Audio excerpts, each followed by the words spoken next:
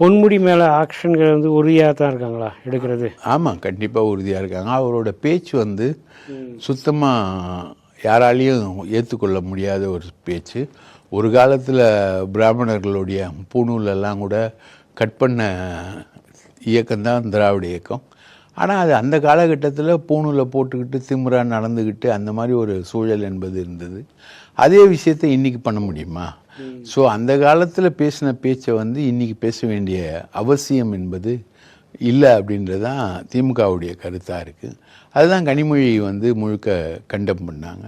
கனிமொழியுடைய கண்டம் ஏற்று தான் வந்து பொன்முடியை வந்து அவருடைய துணை பொதுச் செயலாளர் பதவியை பிடுங்கிட்டு திருச்சி சிவாவுக்கு அந்த பதவியை வந்து கொடுத்து பண்ணாங்க.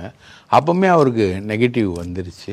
அடுத்த அமைச்சர் பதவியிலேருந்து நீக்கணும் அப்படின்ற டிமாண்ட் வந்து கோர்ட்டுக்குள்ளே வருது. வழக்கு பதிவு செய்கிறதுக்கு கோர்ட்டு உத்தரவிட்டிருக்கு. வழக்கை மானிட்டர் பண்ண சொல்லி கோர்ட்டு உத்தரவிட்டிருக்கு. ஸோ வழக்கு பதிவு, கோர்ட்டு மானிட்டரு, ஏற்கனவே அவர் பேச்சுக்கு எழுந்த எதிர்ப்பு, இது எல்லாத்தையுமே கணக்கில் எடுத்துகிட்டு அவரை நீக்கிறதா தான் முடிவு பண்ணியிருக்காங்க.